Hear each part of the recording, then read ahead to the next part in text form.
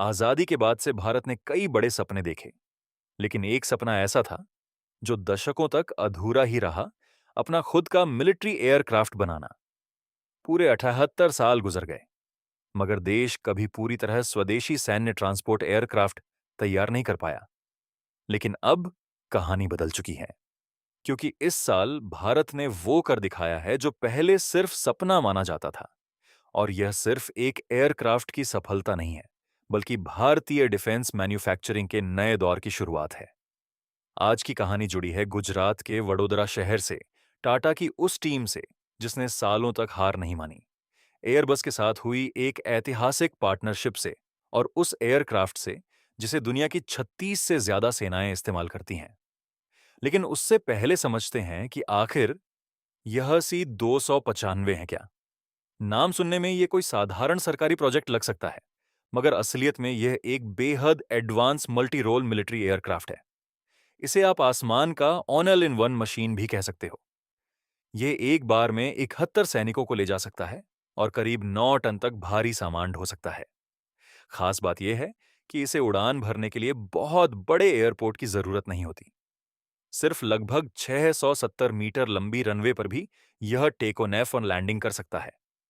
यानी पहाड़ी इलाकों, छोटे रनवे, जंगलों या लद्दाख जैसी कठिन जगहों पर भी यह आसानी से ऑपरेट कर सकता है। यही वजह है कि भारतीय सेना के लिए यह एयरक्राफ्ट बेहद अहम बन जाता है। लेकिन इसकी असली ताकत सिर्फ ट्रांसपोर्ट नहीं है। C-295 की सबसे बड़ी खासियत इसकी मल्टी रोल क्षमता है।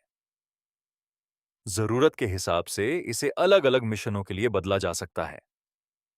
कभी यह सैनिकों को पहुंचाने वाला ट्रूप कैरियर बन जाता है, कभी मेडिकल इवैक्यूएशन एयरक्राफ्ट, कभी समुद्री निगरानी करने वाला प्लेटफॉर्म, और जरूरत पड़ने पर जासूसी मिशन के लिए दुश्मन के सिग्नल पकड़ने वाला स्पेशल एयरक्राफ्ट भी। यहां तक कि इसे गनशिप कॉन्फ़िगरेशन में भी बदला जा सकता है। यानी एक ऐसा प्लेटफॉर्म जो मिशन के हिसाब से खुद को बदल ले।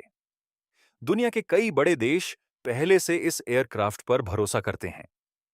कनाडा ने इसे सर्च एंड रेस्क्यू मिशनों के लिए चुना है, जहां यह बर्फीले पहाड़ों में फंसे लोगों को ढूंढने का काम करता है। पुर्तगाल इसे समुद्री निगरानी के लिए इस्तेमाल करता है। पोलैंड के पास यह नाटो मिशनों के लिए मौजूद है। यहां तक कि अमेरिका भी इसका उपयोग करता है।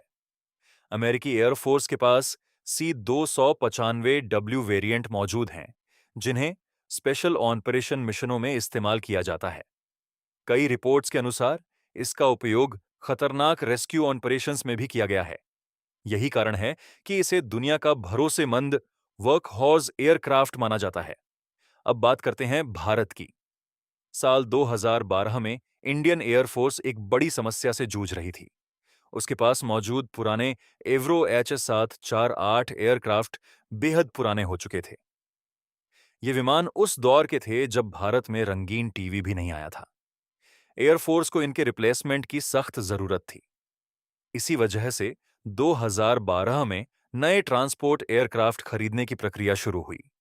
कई बड़ी अंतर्राष्ट्रीय कंपनियों को बुलाया गया, बोइंग, लॉकहीड मार्टिन, साब, एंटोनोव और कई अन्य। लेकिन जब फाइनल रिस्पॉन्स आया तो सब हैरान रह गए। सिर्फ एक ही कंसोर्टियम ने बोली लगाई, टाटा और एयरबस की पार्टनरशिप। यहीं से शुरू हुई एक ऐसी डील जिसने भारतीय एरोस्पेस सेक्टर की दिशा बदल दी। सितंबर 2021 में करीब 21,935 करोड़ रुपए की डील को मंजूरी मिली। इस समझौते के तहत कुल 56 एयरक्राफ्ट बनाए जाने थे। शुरुआती 16 विमान स्पेन में तैयार होकर आने वाले थे, जबकि बाकी 40 भारत में बनाए जाने थे। इसके लिए टाटा एडवांस्ड सिस्टम्स लिमिटेड यानी TASL को गुजरात के वडोदरा में फाइनल असेंबली लाइन स्थापित करने की जिम्मेदारी दी गई। अक्टूबर 2022 में इस फैक्ट्री की नींव रखी गई और फिर अक्टूबर 2024 में भारत के प्रधानमंत्री और स्पेन के प्रधानमंत्री ने मिलकर इस फैसिलिटी का उद्घाटन किया। इससे समझा जा सकता है कि यह प्रोजेक्ट सिर्फ बिजनेस डील नहीं, बल्कि दो देशों के बीच एक रणनीतिक साझेदारी भी था। अब सवाल आता है कि आखिर इस फैक्ट्री में होता क्या है। असल में यही इस पूरी कहानी का सबसे दिलचस्प हिस्सा है। एक एयरक्राफ्ट हजारों छोटे बड़े पार्ट्स से मिलकर बनता है। वडोदरा की इस यूनिट में देश भर की कंपनियों से पार्ट्स आते हैं। करीब 37 सप्लायर्स इस प्रोग्राम से जुड़े हैं, जिनमें ज्यादातर एमएसएमईज हैं। कोई कंपनी बोल्ट तैयार कर रही है, कोई हाइड्रोलिक सिस्टम के पार्ट्स, तो कोई एयरक्राफ्ट के इंटीरियर के लिए शीट मेटल बना रही हैं। अब तक 13,000 से ज्यादा अलग अलग कंपोनेंट्स और लगभग 4,000 सब असेंबलीजेस भारत में तैयार की जा रही हैं। फैक्ट्री में इन सभी पार्ट्स को बेहद सटीक तरीके से जोड़ा जाता है। एयर फ्रेम सेक्शंस को हाई प्रिसीजन जिग्स की मदद से फिट किया जाता है ताकि हर हिस्सा बिल्कुल सही अलाइनमेंट में बैठे। इसके बाद wiring, avionics, radar system, engine control और बाकी सभी सिस्टम लगाए जाते हैं।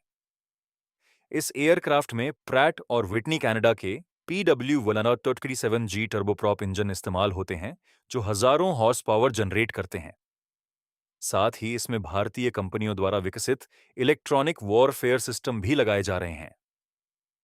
शुरुआत में एयरक्राफ्ट में लगभग 48% स्वदेशी सामग्री होगी, लेकिन जैसे जैसे टेक्नोलॉजी ट्रांसफर बढ़ेगा, लोकल कंटेंट 75% तक पहुंच जाएगा। यही वह चीज है जो भारत को सिर्फ असेंबली करने वाले देश से असली एरोस्पेस मैन्युफैक्चरर बना सकती है। लेकिन इस सफलता तक पहुंचने का सफर आसान नहीं था। यह प्रोजेक्ट वर्षों तक देरी का शिकार रहा। 2012 में शुरू हुई प्रक्रिया 2021 में जाकर फाइनल हुई। बीच में कई स्तरों पर जांच, नेगोशिएशन और अप्रूवल चलते रहे। इतने लंबे इंतजार के दौरान कई लोगों को लगने लगा था कि यह प्रोजेक्ट शायद कभी पूरा ही नहीं होगा। टाटा जैसी कंपनी ने सालों तक बिना किसी गारंटी के इस प्रोजेक्ट पर भरोसा बनाए रखा। यह सिर्फ बिजनेस नहीं, बल्कि विजन और धैर्य की परीक्षा थी।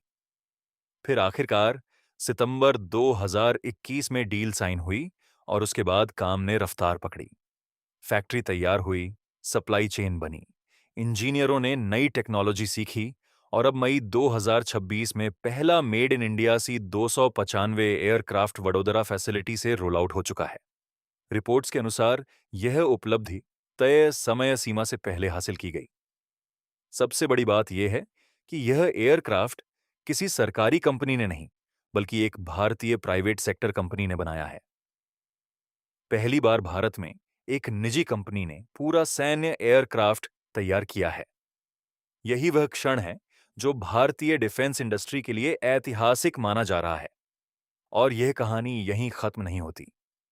भविष्य में इसी फैक्ट्री में भारतीय नेवी और कोस्ट गार्ड के लिए नए समुद्री निगरानी विमान भी बनाए जा सकते हैं। आने वाले वर्षों में और बड़े ऑर्डर्स मिलने की संभावना है। कई विशेषज्ञ मानते हैं कि यह प्रोजेक्ट भारतीय एरोस्पेस सेक्टर के लिए वही साबित हो सकता है जो कभी मारुति सुजुकी भारतीय ऑटोमोबाइल इंडस्ट्री के लिए बनी थी, यानी पूरे इकोसिस्टम को बदल देने वाला मोमेंट। भारत का डिफेंस एक्सपोर्ट पिछले कुछ वर्षों में तेजी से बढ़ा है और C-295 जैसे प्रोग्राम इस ग्रोथ को और तेज कर सकते हैं। इसीलिए अगली बार जब कोई कहे कि भारत सिर्फ सॉफ्टवेयर बना सकता है और हाईटेक मैन्युफैक्चरिंग नहीं, तो उसे वडोदरा की इस फैक्ट्री की कहानी जरूर सुनाना, क्योंकि वहां सिर्फ एक एयरक्राफ्ट नहीं बन रहा, वहां भारत का आत्मविश्वास तैयार हो रहा है। अब आप बताइए, क्या C-295 प्रोग्राम भारत को दुनिया का बड़ा डिफेंस एक्सपोर्टर बना पाएगा, या फिर पुराने सिस्टम और देरी इस सपने की रफ्तार रोक देंगे? अपनी राय कमेंट में जरूर लिखें। वीडियो पसंद आया हो तो लाइक करें, चैनल को सब्सक्राइब करें और इस वीडियो को ज्यादा से ज्यादा शेयर करें। धन्यवाद। मिलते हैं अगली वीडियो में।